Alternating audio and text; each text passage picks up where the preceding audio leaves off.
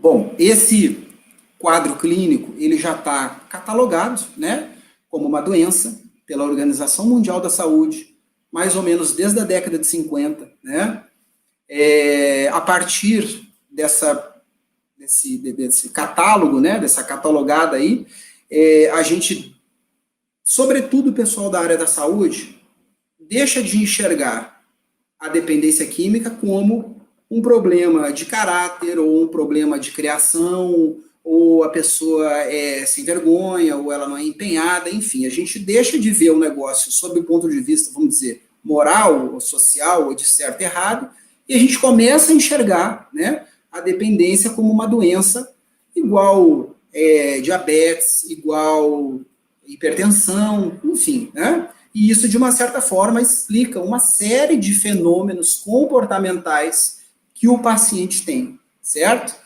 Então, a dependência química já é uma doença, já está catalogada, tá? Vou deixar isso frisado, desde a década de 50, pela Organização Mundial da Saúde. Então, pessoal, a carinha, né, o enquadre desse quadro clínico, ele é igual se a gente estiver aqui, se a gente estiver em Caxambu, se a gente estiver lá no Camboja, se a gente estiver em Nova York, todas as pessoas, né, que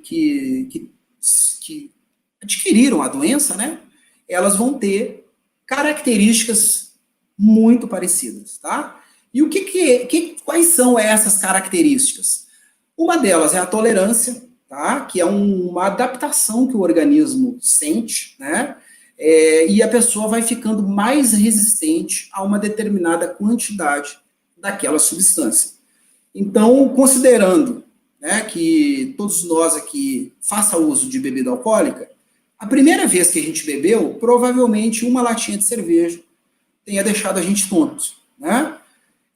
A gente vai tomando uma latinha, e essa tontura, né, esse efeito do álcool no nosso organismo começa a enfraquecer. E eu começo, então, a tomar 2 latinhas.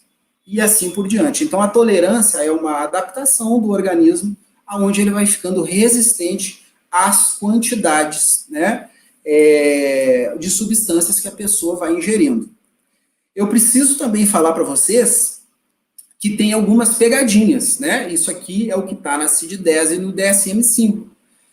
Mas a gente, com o passar do tempo, né, isso é a prática que também vai nos mostrando, nós temos algumas pegadinhas que a gente precisa ficar atentos, né? Por exemplo, o DSM-5 fala que a gente tem que ter 3 critérios nos últimos 12 meses, né? Só que o troço não é matemático, né? A gente não está fazendo uma equação aqui. Ele tem 2, então ele não é dependente, ele tem 4, ele é dependente. Isso não funciona de uma forma tão linear, igual a literatura, né, traz para a gente. E eu vou explicar isso também. Então, uma das coisas é a tolerância, a outra coisa é a perda de controle, né?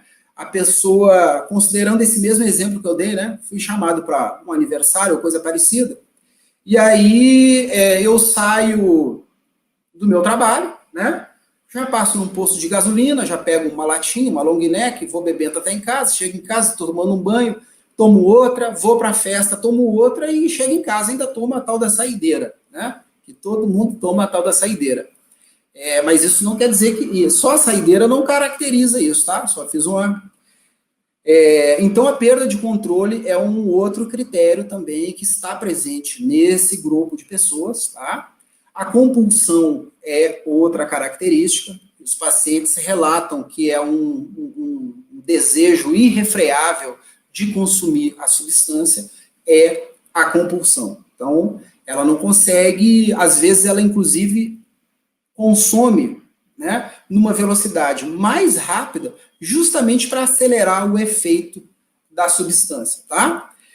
A outra coisa é a percepção dos prejuízos, mas que a pessoa não consegue mudar mais, né? Então ela tem noção de que aquilo está trazendo um atrapalho para ela, né? Ela está percebendo já os problemas por conta da substância, mas ela não consegue mudar. Então ela tem ciência, mas não consegue. Eu fui tabagista por 16 anos, né?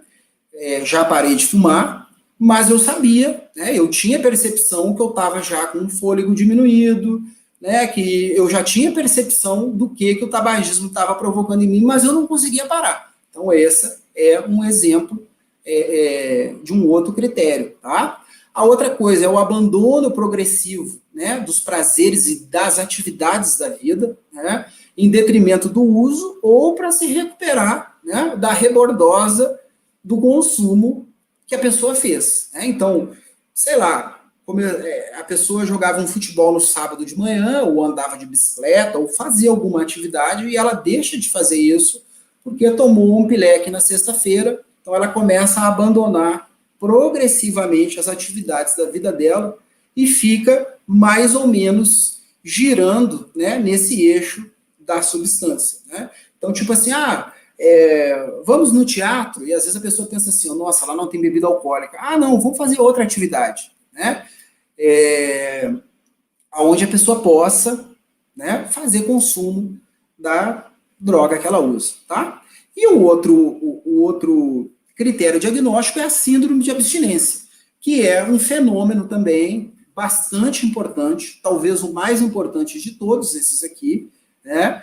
Que é o seguinte, quando a pessoa interrompe voluntariamente ou não o consumo da droga, né? O organismo, como está acostumado com aquilo ali, o organismo começa a sentir falta, né? E começa a trazer uma série de sintomas e sinais que vão, por exemplo, no caso da bebida alcoólica, tremor de extremidade, né? Pode ser tremor fino ou pode ser mais exacerbado, cãibra, ânsia de vômito. Nos casos mais graves, a pessoa pode ter delírio tremens, né?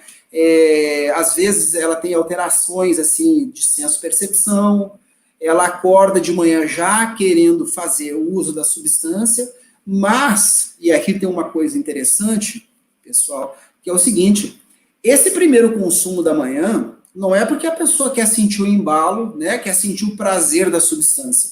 Na verdade, ela está querendo acabar com o desprazer de não ter consumido, né? Então, esse primeiro consumo da manhã, nos casos de dependência, é exatamente isso. É a pessoa acabar com esse mal-estar provocado pela falta da droga, tá? Então, esses aqui são os critérios diagnósticos da dependência química. Eu falei para vocês que, tecnicamente falando, a pessoa tem que ter 3, né?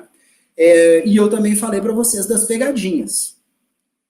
Por exemplo, um paciente que chega no consultório ou em qualquer ambiente de tratamento, né, com sinais, né, de abstinência, eu hoje arriscaria dizer que ele é dependente, mesmo ele não falando nenhum dos outros, né? Porque a abstinência vem exatamente desse consumo mais pesado e mais prolongado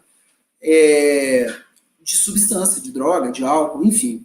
Então, às vezes, se a pessoa só me fala isso, eu já consigo, né, pela prática, eu já consigo levantar a hipótese diagnóstica de que ela é uma dependente de alguma substância.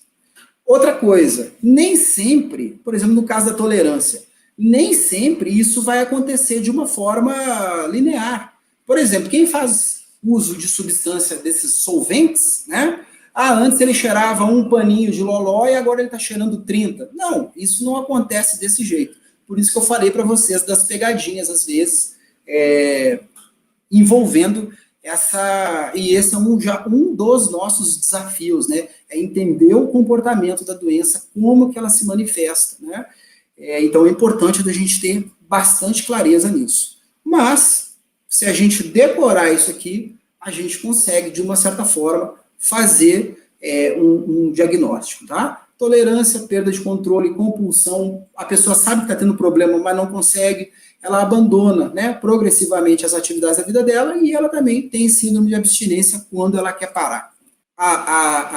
Os estudos, né, mostram que de 10 a 12% da população mundial tem ou teve, tem ou terá, né, algum problema associado à dependência química. Ou seja, 10 a 12% da população mundial serão ou são dependentes de substâncias, certo? Independente do contexto, independente de onde a gente for fazer esse levantamento, Esses são os dados estatísticos epidemiológicos no mundo inteiro. Pode variar um pouquinho de um lugar para o outro, mas no somatório todo, esses são os dados. Isso significa dizer que numa família de 10 pessoas, uma pessoa vai ter problema, ou mais, né? Vai ter problema com esta doença, tá? No nosso ambiente de trabalho é assim, nas escolas do mesmo jeito, enfim. Esses são os dados, e isso, de uma certa forma, são dados epidemiológicos de uma certa forma preocupantes, né? Porque 12% da população é muita gente. Só que a gente não sabe, se a gente for pegar uma sala de aula com 50 alunos, né? Nós não sabemos quais, né, daqueles 5 serão dependências de substância. Por essa razão, as estratégias, né, os programas preventivos, eles são tão importantes na nossa sociedade, nas empresas, nas escolas e, principalmente, nas nossas famílias.